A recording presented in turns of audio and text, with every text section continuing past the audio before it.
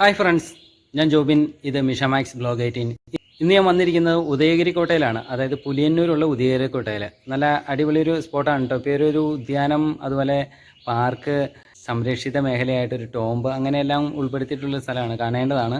അപ്പോൾ നമുക്ക് ആ കാഴ്ചകളിലേക്ക് പോകാം. ദക്ഷിണേന്ത്യയിൽ തന്നെ ഉദയഗിരി എന്ന പേരിൽ രണ്ട് കോട്ടകളാണ് ഉള്ളത്. ഒന്ന് ആന്ധ്രാപ്രദേശിലെ ഉദയഗിരി കോട്ടയും രണ്ട് കന്യാകുമാരി ജില്ലയിലെ നാഗർകോവിലിനോട് ചേർന്നിട്ടുള്ള ഉദയഗിരി കോട്ടയും. നമ്മളിപ്പോൾ നിലവിൽ കാണാൻ പോകുന്ന കോട്ട നാഗർകോവിലിലെ പുലിയൂർ കുറിച്ചി എന്ന് പറയുന്ന സ്ഥലത്തുള്ള കോട്ടയാണ് കേട്ടോ. കോട്ടയ്ക്കുള്ളിലെ ആദ്യം തന്നെ നമുക്കൊരു ശവകുടീരം കാണാനായിട്ട് പോകാം. അതായത് തിരുവിതാംകൂറിന്റെ സൈനിക തലവനായി സേവനമനുഷ്ഠിച്ച ഒരു വിദേശി ഉണ്ടായിരുന്നു. യൂസ്റ്റാറ്റിയസ് ഡി ലെനോയ് എന്നായിരുന്നു അദ്ദേഹത്തിന്റെ പേര്. അദ്ദേഹത്തിന്റെ ശവകുടീരമാണ് ഈ പള്ളിക്കുള്ളിൽ നിലകൊള്ളുന്നത്. അതുപോലെ തന്നെ അദ്ദേഹത്തിന്റെ മകന്റെയും ഭാര്യയുടെയും ശവകുടീരങ്ങളും അതിനോടൊപ്പം തന്നെയുണ്ട്. ഇത് അന്നത്തെ കാലത്ത് പണിതിരുന്ന ഒരു പള്ളിയായിരുന്നു. ഇപ്പോൾ ഇതിന്റെ മേൽക്കൂരകളെല്ലാം ഇടിഞ്ഞ് താഴെ പോയി. എങ്കിലും ബാക്കിയുള്ള ഭാഗങ്ങളെല്ലാം നല്ല രീതിയിൽ തന്നെ നിലനിർത്തിയിട്ടുണ്ട്. പ്രവേശന കവാടത്തിൽ നിന്നും ഈ ചാപ്പലിലേക്ക് എത്തിച്ചേരാനായിട്ട് ന്യായമായ ദൂരം നമ്മൾ നടക്കേണ്ടതുണ്ട്. പക്ഷേ ആ നടപ്പ് നമുക്കൊരു വിഷമമായിട്ട് തോന്നില്ല. കാരണം ചുറ്റുവട്ടം മുഴുവനും വനമേഖല പോലെ തന്നെ വൃക്ഷങ്ങളൊക്കെ വെച്ച് പിടിപ്പിച്ച് നല്ല അടിപൊളിയായിട്ടാണ് കാത്തു സൂക്ഷിക്കുന്നത്.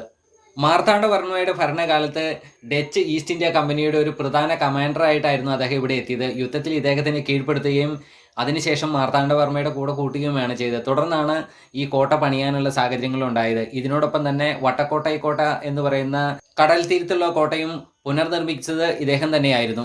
1741 മുതൽ 44 വരെയുള്ള കാലഘട്ടങ്ങളിലായിരുന്നു അദ്ദേഹത്തിന്റെ സേവനം ഇവിടെ ലഭ്യമായത്. സൈനിക മേധാവിയായി സേവനം അനുഷ്ഠിക്കുമ്പോഴും ഇദ്ദേഹത്തിന് പത്മനാഭപുരം കൊട്ടാരത്തിൽ കയറാനുള്ള അനുമതി ഉണ്ടായിരുന്നില്ല.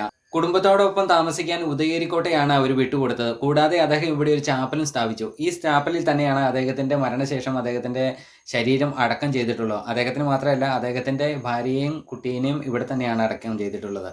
അദ്ദേഹത്തിന്റെ ശവകുടീരത്തിൽ ലാറ്റിൻ ഭാഷയിൽ ഇങ്ങനെ എഴുതിയിട്ടുണ്ടായിരുന്നു: ഇദ്ദേഹം ഒരു സഞ്ചാരിയാണ്, എന്നാൽ കഴിഞ്ഞ 37 വർഷത്തോളം ഏറ്റവും വിശ്വസ്തയോടുകൂടിയാണ് ഇവിടെ സേവനം അനുഷ്ഠിച്ചത്.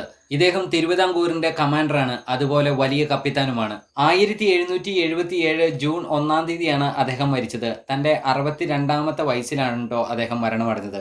ഇദ്ദേഹത്തിന്റെ വളരെ പ്രശസ്തമായ മറ്റു കോട്ട നിർമ്മാണങ്ങളാണ് നെടുങ്കോട്ട, അതുപോലെ പത്മനാഭപുരം കോട്ട, ഉദയഗിരി കോട്ട, പീരങ്കി ഫാക്ടറി, വട്ടക്കോട്ട, വെടിമരുന്ന് കോട്ട, അങ്ങനെ കുറേ അധികം കോട്ടകൾ ഇദ്ദേഹം സ്ഥാപിച്ചിട്ടുണ്ട്.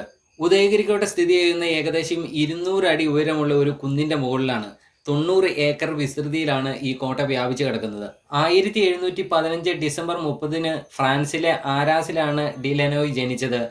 അദ്ദേഹത്തിന്റെ യൗവനകാലത്ത് ഈസ്റ്റ് ഇന്ത്യ കമ്പനിയിൽ ചേരുകയും കാലക്രമേണ കോട്ടകളുടെ നിർമ്മാണത്തിൽ ഒരു വിദഗ്ധനായി തീരുകയും ചെയ്യുകയാണ് ചെയ്തത്.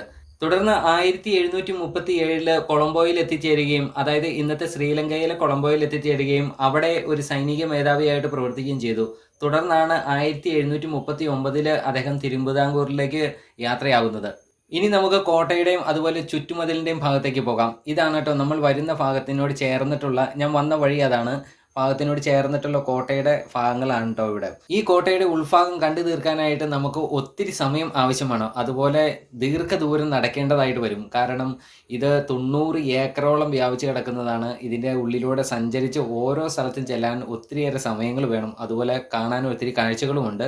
അന്നത്തെ കാലത്ത് ഉപയോഗിച്ചുകൊണ്ടിരുന്ന ഒരു ബംഗ്ലാവാണ് കേട്ടോ ഇത്. പക്ഷേ ബംഗ്ലാവ് ഇപ്പോൾ ഓപ്പൺഡ് അല്ല. കാരണം കാണാൻ പറ്റുന്ന സജ്ജീകരണങ്ങളൊന്നുമില്ല. അതിൻ്റെ ചുറ്റുവട്ടമെല്ലാം മുഴുവനും കാട് കയറി കിടക്കുകയാണ്. എങ്കിലും വളരെ മനോഹരമായിട്ട് ഇപ്പോഴും കാത്തു സൂക്ഷിക്കുന്നുണ്ട്. ഈ കോട്ടയ്ക്കുള്ളിൽ ചിൽഡ്രൻസ് പാർക്കുണ്ട്, അതുപോലെ മാനുകളെ സംരക്ഷിക്കുന്ന സ്ഥലമുണ്ട്, മയിലുകളെ വളർത്തുന്ന സ്ഥലമുണ്ട്. അങ്ങനെ കാണാൻ പറ്റുന്ന കുറേ അധികം കാര്യങ്ങൾ ഇതിൻ്റെ അകത്തുണ്ട്. അതെല്ലാം ഞാൻ ഇതിൻ്റെ അകത്ത് ഉൾപ്പെടുത്തിയിട്ടില്ല. വളരെ കുറച്ച് കാര്യങ്ങൾ മാത്രമേ ഉൾപ്പെടുത്തിയിട്ടുള്ളൂ. അപ്പോൾ നിങ്ങൾക്ക് എൻ്റെ വീഡിയോ ഇഷ്ടപ്പെട്ടെന്ന് ഞാൻ വിചാരിക്കുന്നു. ഇഷ്ടപ്പെട്ടിട്ടുണ്ടെങ്കിൽ സപ്പോർട്ട് ചെയ്യാൻ മറക്കരുത്. അപ്പോൾ മറ്റൊരു നല്ല വീഡിയോയുമായി കാണുന്നവരെ വരെ ബൈ ബൈ.